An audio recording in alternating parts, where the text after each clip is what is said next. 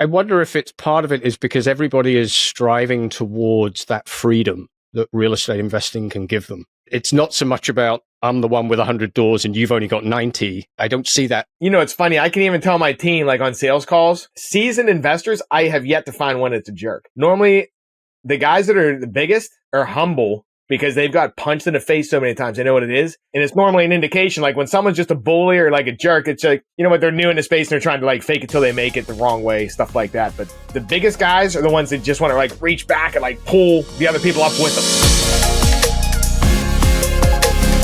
Hey, welcome back, everyone, to another episode of Eat, Sleep, and Invest. I'm your host, Brian Driscoll, and I'm here with Paul Copcutt. What's going on, Paul? Hey, Brian. Great to meet you. And we're both in Steel Town, and we've both just had some winter weather. So yeah, first snow of the year for me here. Yep, same here. Today should be pretty interesting. So everyone knows I handle marketing. We do on the pay-per lead side. Paul also is in the marketing space on a different side. So, Paul, first, why don't you give everybody a little bit of background on what you do? So, hi, everybody. So I run a personal brand marketing agency focused on real estate investors. That's not where I started. It wasn't a market I was even looking for. To be honest, it found me. It's always nice when that happens, but I was running my own business, doing personal branding in the career space. And I got found by a real estate investor who was in a corporate job, but they wanted to get out of it and they wanted to replace their corporate income. And funnily enough, she had a podcast, but beyond that, she had nothing. She didn't have a business card. She didn't have a website. Like really needed the kind of basics in terms of marketing. And so I helped her kind of do that. And then we've still been working together. So that was about 6 years ago. We're still working together today. She quit a 9-to-5 back in October 2020 and has built, a good real estate portfolio, but then has spun out into other kind of revenue streams, which was the ultimate goal as well, was to generate income outside of the real estate portfolio. So that's how I got into real estate investing. And then she introduced me to somebody else and then introduced me to a real estate club. And now 97% of my clients are real estate investors or in the real estate space. So. That's interesting too, because it's the same with us. Like it's a really, really small niche and then you can dominate. But then again, I find there's a couple of things I really like about the real estate investor space. And I don't know if you find the same, Brian, but what I find is people are very willing to collaborate, to refer, and they're all about growth, personal growth, business growth. And I find people are prepared to invest in themselves and invest in their businesses. And I haven't found that in other industries as much. And I just find the real estate investing, generally real estate investors, a great group to hang out with. And it's, I'm probably just scratching the surface of real estate investors in Canada. And so there's lots of opportunity, but, I always resisted niching. And you hear it all the time, you got a niche, and you kind of resist because you fear you're going to miss something. And yet when I started to niche, that's when things started to roll much more. And then you become as you say, you become an expert in a small space. Yeah, that's what I see too. It's like if you're focused, that's all you do, you can become really, really good at it. Versus if you're doing like real estate investors, then you're working with attorneys, then you're working with shoe stores. It's hard to like really understand the audience and the objectives. You get the real estate bug as well, because now my partner says every time you're driving around, I'm looking at a for sale sign or I'm looking at a building and going, oh, is that going to be, what are they doing with that space? So you kind of get the bug as well, which is fun. Right. Yeah. And that's true. And I agree with you on real estate investors. Real estate investors are cool. I like real estate investors. Real estate investors are hustlers.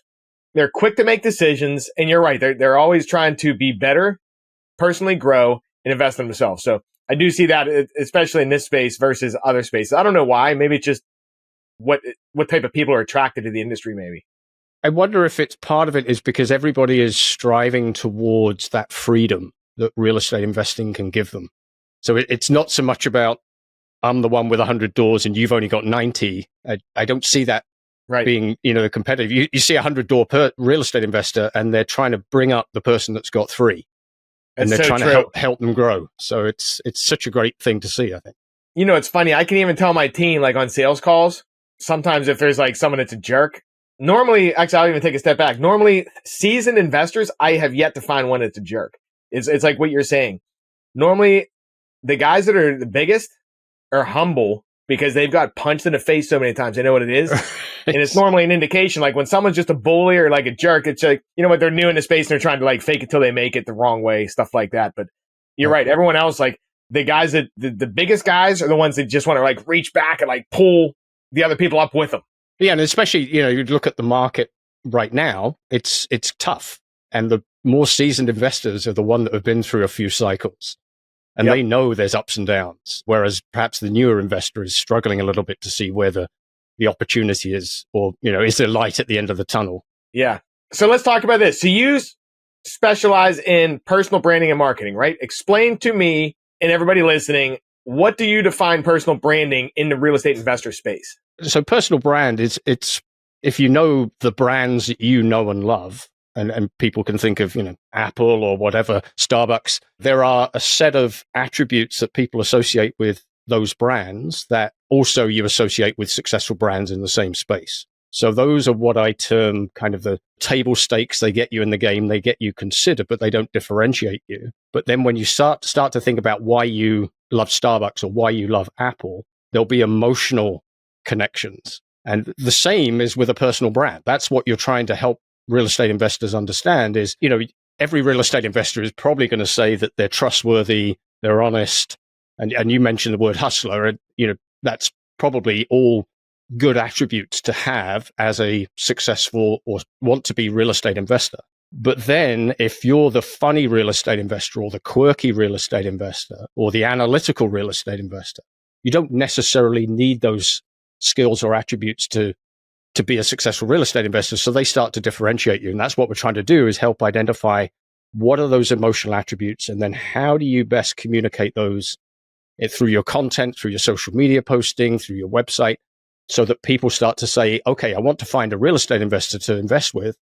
Who do I go to? And does it resonate with that real estate investor or a different real estate investor? And being different is fine, because you'll attract certain people, but you're more likely to attract the people that you want to work with versus turning away the people that are not attracted to your brand. And that's what we're trying to do with personal branding, is help people understand that and then communicate it. That's interesting. So give me a couple examples, like of the clients you're working with, like how you, because that almost, it's kind of like niching, except for like with your brand, it's you're pinpointing certain things. So there's a client I'm working with at the moment. He's in the multifamily space. He's come from an engineering background, so he's got that kind of detail-orientated elements that he understands. And he understands blueprints, he understands building plans, all that kind of thing. So there's a slight differentiator. But he's also really into environment and sustainable building. So now he's positioning himself as not just a multifamily development investor, but a multifamily development investor with sustainable buildings and leaving less of a footprint. So then if I'm driven by, I like to think, I'm more environmental, then I'm much more likely to be attracted to that person versus somebody that's just putting up buildings for the sake of putting up buildings. Right. And I guess even like him being an engineer, like if some people are looking for that type of relationship and to work with that type of person, like I'm not the engineer. Right. Yeah. Different personality types, things like that. Yeah, exactly. That's cool. Well, you got any examples of like individual, like flippers and wholesalers that, like, for example, I know everyone flips, and you're right. They say, hey, you know what? We can flip your house. We can do it easy. You can trust us. We can pay cash, like all the basics. Right. And what would you take with an individual and say, okay, you know what? Let's brand you and refine you this way that matches. I'm trying to think of any flippers. I've got a couple of guys that are in the wholesaling space, and they focus on African-American market because they're African-American themselves.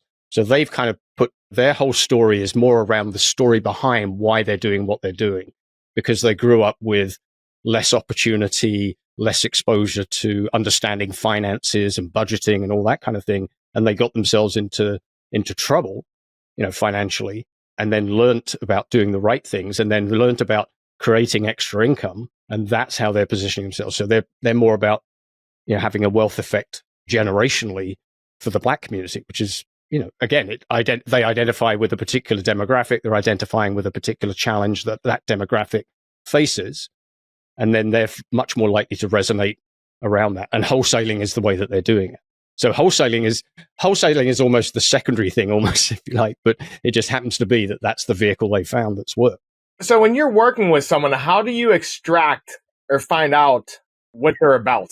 There's a tool that I use. There's actually two tools. There's two personal branding assessments that I think it's the only two in the world. One of them is a self-assessment. And I'm always a little bit cautious with self-assessments because when you fill in the self-assessment, it's dependent on how you're feeling on that day, what you're thinking on that day, what you're distracted by on that day. So, so quite often you'll see different results. So I don't know if you've ever done them, but like things like Myers-Briggs. I do predictive index and stuff. Right. So I've done them.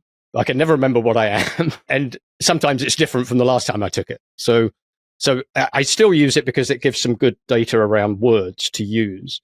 But the other one I use is it's a 360 personal brand assessment. So you go to people anonymously who know you and you get feedback as to their perceptions of your brand. So they're asked, what words would they use to describe you and why? What skills do they think you have? What's your greatest strength and why? What's your greatest weakness and why? And then the other exercise is kind of interesting, is it's asked to compare you against objects. So the person is to compare themselves against a car, cereal, brand of dog, or household appliance. Huh. It might sound like a stupid question, and sometimes you see people filling in the assessment that say, "Oh, stupid question, I'm not going to answer it." But the number of times that particular feedback has ended up becoming a tagline or part of the marketing or branding that person's done is amazing, because people will say, "Oh yeah, well, Brian's a Mercedes because when you work with Brian, it might cost you a little bit more, but you're going to get quality service, you're going to get great performance, and he's going to deliver things on a fast basis." So all of a sudden, those attributes you can drag from the assessment and start say, okay, that's how I differentiate my service. Because 7 people out of 10 said I'm either a Mercedes, Porsche, or BMW. Right. Whereas if somebody says you're a Toyota and a Honda, again, nothing wrong with being those, but then they're more likely to say you're reliable and cost effective or something to that effect. So those are the questions. And then what you're looking for is, going back to what I said earlier, is the rational attributes, the things that you would associate with one person versus another. So yes, those are the table stakes, but then the emotional attributes. It will then start to highlight what are the emotional attributes that you can then use to differentiate yourself. And the emotional attributes will be why somebody wants to work with you, for you, invest with you, etc. Yeah, and you know what? This is really interesting too, and everyone listening too. So for example, like we do marketing, we'll call it top of funnel. So what we do is introduce you to the people, and that's it. And what Paul's talking about is getting those people to work with you. Right. Like actually building the credibility online.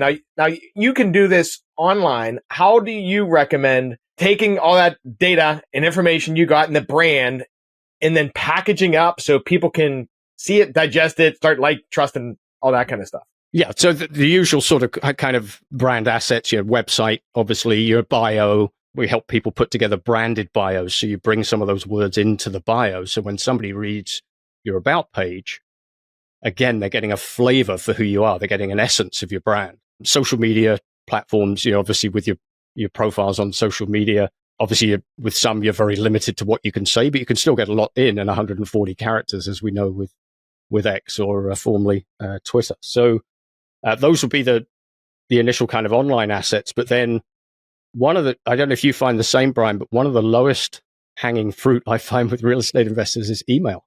I can't tell you how many real estate investors I talk to, and they say, well, yeah, do you send emails? No, not really.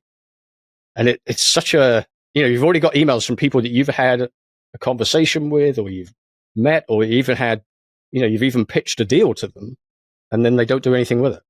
So setting out a good consistent cadence of emails going out, whether it's a monthly newsletter or a weekly newsletter. The client that I first started working with, she attributes a lot of her success from that email list that she built. Email's huge, and it's cheap. Yeah. Like once you have it, you control the emails. You just got to get them once. I haven't really looked into what's happening with Gmail yet. I understand there's some changes coming, and something that you and I are going to have to look at. But I think still text is starting to become more important, and you probably find that on for lead generation, that's kind of the quickest response, and people want quick response when they're looking at selling their house for cash. So right, yeah. So let me ask you this. We'll pivot a little teeny bit. I saw on your website about networking events. You had something that says attending too many network events with no results. So I know a lot of people go to networking events. How does the branding work with going to the networking events, getting you to stand out? And you're saying like some people just get no results. You go and you get no benefit, you know? Right. Again, I think there's a couple of reasons for that. One is you're not clear about what it is you do and who you do it for. So again, it goes back to that, whether you want to call it an elevator pitch or a personal brand statement, but I do X for Y and get Z, and they get Z. If you simple as that, if you just follow that formula, then somebody's going to go, okay, that resonates with me. I'm going to ask you a question, or no, that's not really what I'm about. So great. Say that one more time. You said I get X, okay, or I do X for Y. So your X is I do content marketing for busy real estate investors who want to generate more leads. Okay. So like normally, like when people ask me, hey, what do you do? Which my pitch is probably not the best elevator pitch, but I say I mainly find people with problems that have beat up houses that want to sell and connect them with real estate investors who want to buy beat up houses. So I know what you do straight away. Okay. So you're talking, okay, it makes sense. From initial networking. But the other thing I find as well is, again, it goes back to that follow-up. People don't do anything afterwards. Right. And now there's, the technology now, if, Blink and, exchanging contact details by phone, you just hold your two phones up together and you've got the person's contact details. What's stopping you from doing the next step, which is, hey, it was great meeting you yesterday. You can automate it. I was on a call with a client yesterday. That's exactly what we're setting up for him. Is he's got Blink, he's got all these people, and then a day later they get hit with an email, which is all automated. He's not touching it.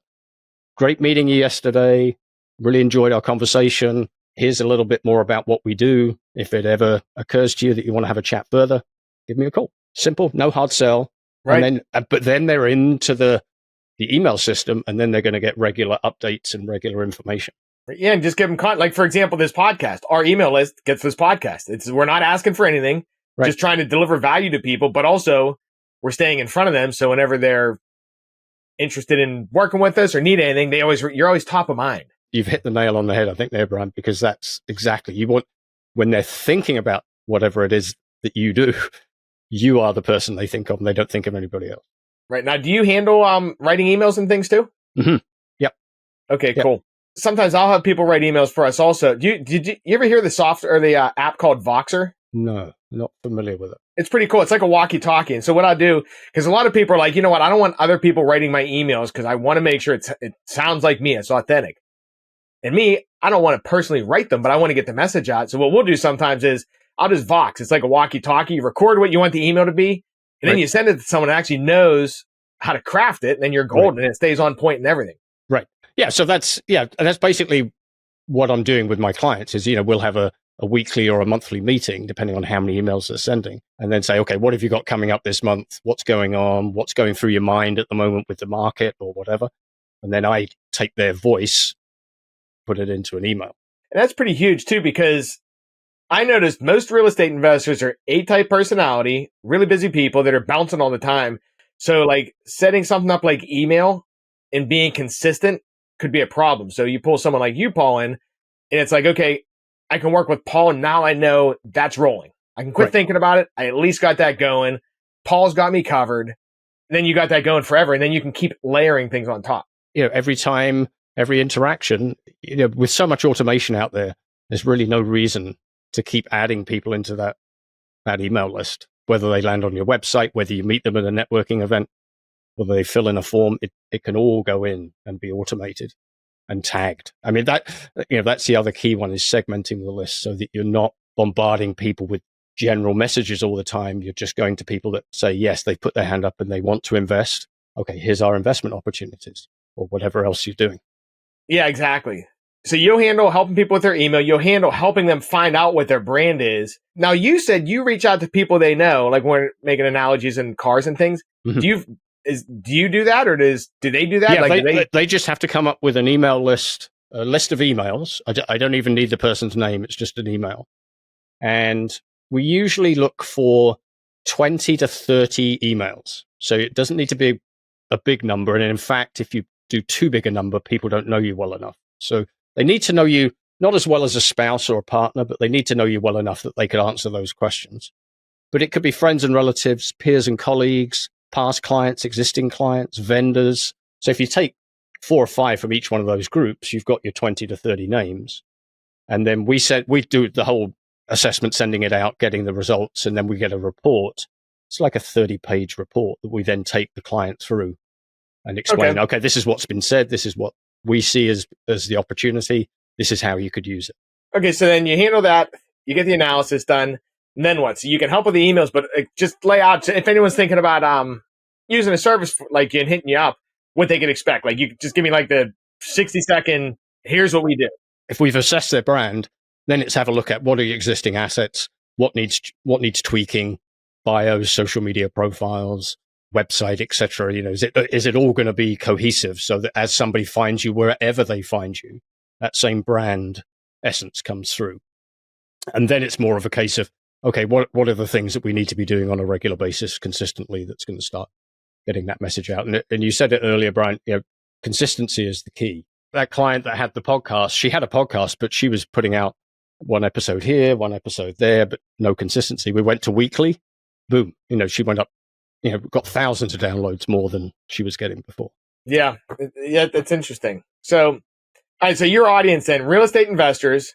Yep. Who's your ideal avatar? Like, are they doing a certain amount of deals, or typically they're slightly more experienced? They've been through the thing, but they're probably looking. It's almost like hiring an outsourced communication manager, if you like, or not quite a fractional CMO, but that kind of thing where they don't quite have their own marketing department, but they know that they're missing opportunities. They're dropping the ball on getting consistent messaging out there, and they've got an email list, but they're maybe not doing anything with it, or they're doing it inconsistently. That they're not really leveraging it.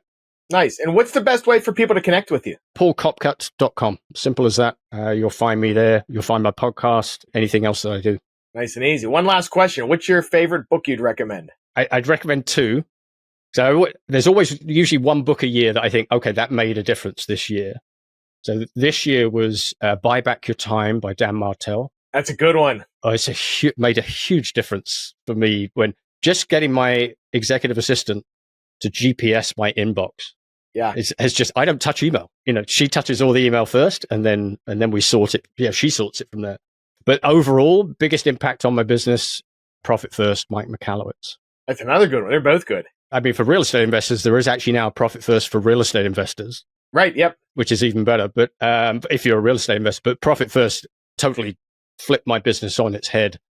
And, I don't sit here sweating right now at this time of year that tax time's coming because it's all in the different bank accounts. Yeah, those are two good ones. My one takeaway from Buy Back Your Time was when working with people, spend the first 10% of the time actually giving them all the details and let them go do it for 80% and then double check it. Right. Like, spend the time in the beginning and actually define what's done. Yeah. That's helped me a ton because I used to give people stuff and it always came back wrong. And I'm like, I wasn't telling them what to do properly. Yeah, I think Dan's thing of actually filming yourself doing it, but then also getting them to film themselves doing it so that you can check it and see where they're going wrong. That's golden. Good stuff, man. Hey, well, thanks for coming on. We appreciate you. Thank you. Thank you, Brian. Have a great day. Hey, thanks everyone for listening. Until next time, get out there, crush it, close some deals. We'll see you guys.